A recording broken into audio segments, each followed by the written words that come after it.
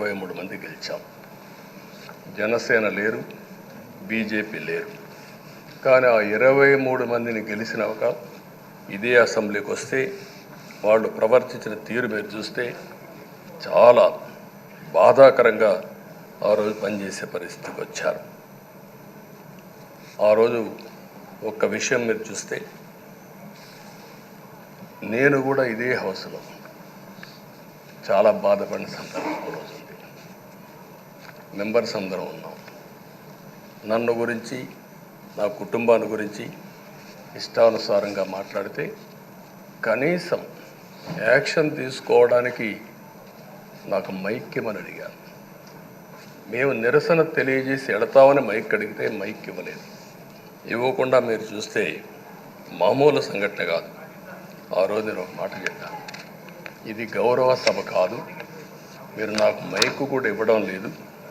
Mic ఇవ్వకపోయినా నేను statement ఇవ్వాలి కాబట్టి ఇచ్చేడతాను రికార్డు కోసం అని చెప్పి గట్టిగా లేచి ఇదే సీట్లో కూర్చొని ఆ రోజు నేను చెప్పింది అదే వర్డ్స్ మీకు రిపీట్ చేస్తున్నాను.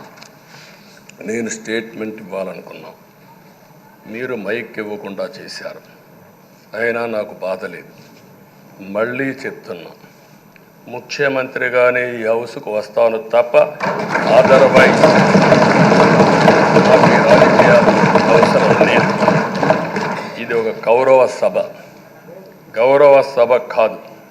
ఇలాంటి గౌరవ సభలో నేనుండనని మరొక్కసారి చెప్తూ మీకు నమస్కారం. ప్రజలకు విజ్ఞప్తి చేస్తున్నా, నా అవమానం మీరు అందరూ అర్థం చేసుకొని నిండు మనసుతో ఆశీర్వదించాలని కోరుతూ ఈ సభ నుంచి వాకౌట్ చేస్తున్నానని చెప్పి వాకౌట్ చేసి బయట ప్రెస్ కాన్ఫరెన్స్ పెట్టాను. ఎందుకు ఈ విషయం చెప్తున్నానంటే, నా జీవితంలో ఇది 9వసారి నేను ఎమ్మెల్యే.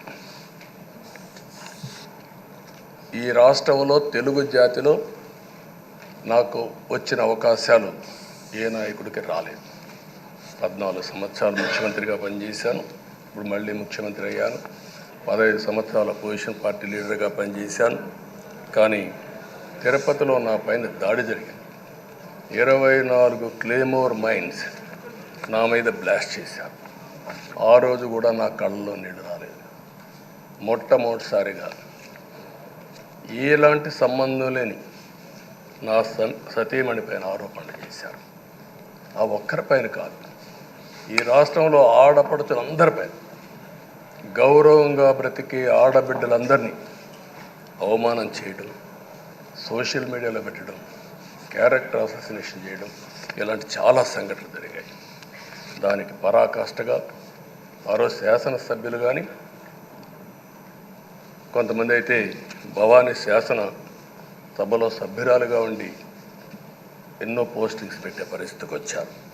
అలాంటి సంఘటనలు చూసిన తర్వాత ఫస్ట్ టైం నా జీవితంలో ఆడబిడ్డల కోసరం ఇలాంటి హననాన్ని చేశారని బాధపడుతూ కంటతడి పెట్టాను. ఆ రోజే అనుకున్నా, ఇలాంటి పార్టీ ఈ రాష్ట్రానికి అరిష్టం, ఇలాంటి వ్యక్తిత్వం ఉండకూడదు. మళ్ళీ ఈ రాష్ట్రాన్ని గౌరవ సభ చేసి హోందాగా నడిపించే వరకు నేను పనిచేస్తానని చెప్పి ఒక శపథం చేశాను. ఆ శపథం ప్రకారమే ప్రజలు గెలిపించారు, వచ్చాను. ఈరోజు 2 సంవత్సరాల తర్వాత, ఆ రోజు నేను వెళ్ళింది 2021 నవంబర్ 19వ తారీఖున వెళ్ళాను.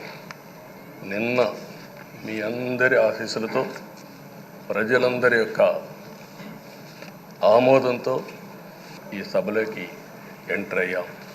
నాకు జరిగిన అవమానం కానీ, ఆడబిడ్డలకు జరిగిన అవమానం కానీ భవిష్యత్తులో ఎవరికీ జరగకుండా కాపాడే బాధ్యత ఈ అసెంబ్లీ తీసుకోవాలని అందరినీ కోరుకుంటున్నాను.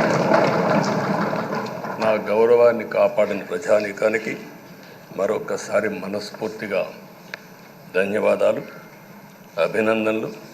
నా జీవితాంతం రుణపడి ఉంటా. మళ్ళీ నాకు జన్మనంటే తెలుగువాడుగా పుట్టాలని, తెలుగు గడ్డ రుణం తీర్చుకోవాలని నా ఆకాంక్ష. తప్పకుండా ఇచ్చేస్తాను. మొన్న మీరు ఒక్కసారి చూస్తే ఎన్నికల్లో ఇక్కడుండే శాసనసభ్యులందరికీ అనుభవం ఉంటుంది. ఎక్కడో అమెరికాలో ఉండే వ్యక్తులు 5 లక్షలు 10 లక్షల రూపాయలు ఖర్చు పెట్టుకుని ఓటొచ్చి ఓటేయడం, నెల 2 నెలలు పనిచేసే పరిస్థితికి వచ్చారు. వేరే రాష్ట్రాల్లో ఉండే ప్రతి ఒక్కరూ ఇది నా బాధ్యత అనే ఉద్దేశంతో అందరూ వచ్చి ఓట్లేసే పరిస్థితికి వచ్చారు. కొన్ని సంఘటనలు చూస్తే ఆశ్చర్యం వేస్తుంది. ఈ హైదరాబాద్ నుంచి ఎన్నికల ముందు రోజున 55 ట్రైన్లు వేశారు.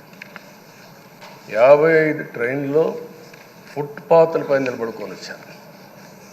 ఏసీలో ఫుల్గా, మామూలుగా ఏసీ అంటే ఒక ప్రెషర్ ఉంటుంది, ఎక్కువ మంది ఉంటే గాలి ఆడదు, అయినా కూడా లెక్క పెట్టుకోకుండా వచ్చారు.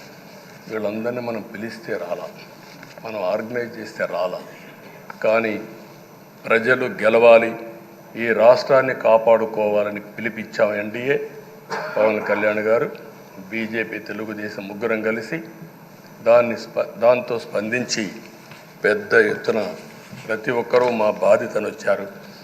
అదే మాదిరిగా పేదవాడు భోజనం తెచ్చుకొని బస్సుల్లో వచ్చి ఓటేసి మళ్ళీ వెళ్ళారు. అంటే అంత అభిమానం చూపించారు. వాళ్ళ రుణం తీర్చుకోవాల్సిన బాధ్యత ఈ సభ పైన ఉందని చెప్పి మీ అందరికీ తెలియజేస్తున్నా. ఆ బాధ్యతని మన కళ్ళ ముందు ఎప్పుడూ కనపడవలసిన అవసరం ఉంది. ఈరోజు రాష్ట్రం విధ్వంసమైన రాష్ట్రాన్ని మళ్ళీ గాడిన పెట్టాలి.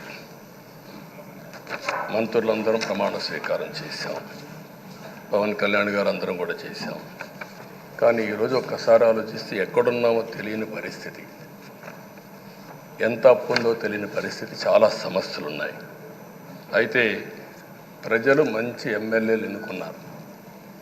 నేను కానీ, పవన్ కళ్యాణ్ గారు కానీ, బీజేపీ కానీ, అగ్రనాయకత్వం అందరం కూడా, నరేంద్ర మోడీ గారితో సహా ఇంకొక పక్క అమిత్ షా గారు అందరం కూడా మీటింగ్లు పెట్టినప్పుడు చాలా స్పష్టంగా హామీలు ఇచ్చాం. అవి నమ్మారు, మనలందరినీ ఎంపిక చేసుకున్నారు. మీరందరూ కలిసి ఒక మంచి వ్యక్తిని, రాజకీయాల్లో గౌరవాన్ని కాపాడే వ్యక్తిని, పార్టీని నమ్ముకున్న వ్యక్తిని మీరు ఎన్నుకున్నారు. ఈరోజు మనందరం కూడా గుర్తుపెట్టుకోవాల్సింది, ఇక్కడికి వచ్చినప్పుడు అవతల పార్టీ వాళ్ళు కూడా మనం ఎగతాళి చేయాల్సిన అవసరం లేదు. ప్రజలు పనిష్మెంట్ ఇచ్చారు. ఇదే హౌస్లో నేను చూశాను, 23 సీట్లు మాకు వచ్చాయి. నేను బాధపడ్డాము. కానీ ప్రజాస్వామ్యాన్ని గౌరవించాలనే ఉద్దేశంతో ప్రజాస్వామ్యుతంగా పనిచేశాం. 23వ తారీఖు ఎన్నికల రిజల్ట్స్ వస్తే దాన్ని వక్రీకరించి 23వ తారీఖున దేవుడు రాసిన స్క్రిప్ట్ ఇది, మీకు 23 సీట్లు వచ్చాయని మాట్లాడారు. ఇప్పుడు నేను అడుగుతున్నా, కూటమికి 164 సీట్లు వచ్చాయి. 1, 6, 4 కూడుకుంటే 11 వస్తుంది. రాష్ట్రంలో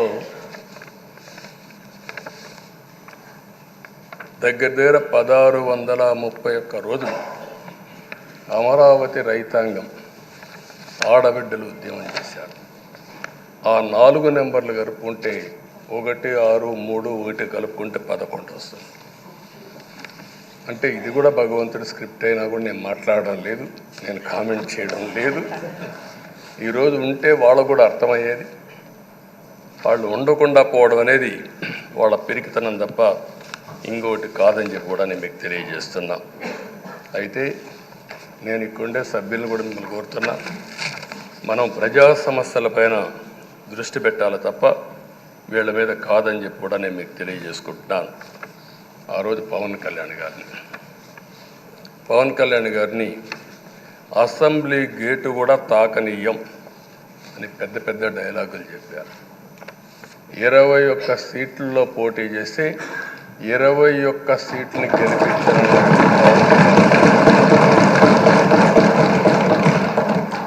వైనాట్ 175 అని చెప్పి 11 కూడా తెచ్చుకోలేని నాయకత్వం. అంటే ఏ విధంగా మాట్లాడారు అనేదానికి ఇది ఒక ఉదాహరణ. ఆ రోజు పవన్ కళ్యాణ్ గారు చాలాసార్లు, నేను కూడా అన్నాను, బయట చాలామంది అభినందించారు.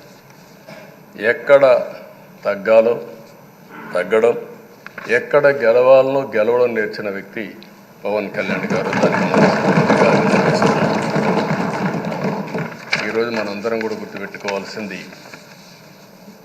రాజకీయాల్లో సుదీర్ఘమైన రాజకీయాల్లో నేను ఉన్నాను. మొత్తం కలిసి 16వ సభ. మీ అందరికంటే సీనియర్ మోస్ట్ నేను. 8 + 1 9వసారి. అంటే 16 సభల్లో 16వ సభ 9 సభల్లో ఉన్నాను. అంటే అన్ని సభలను చూశాను.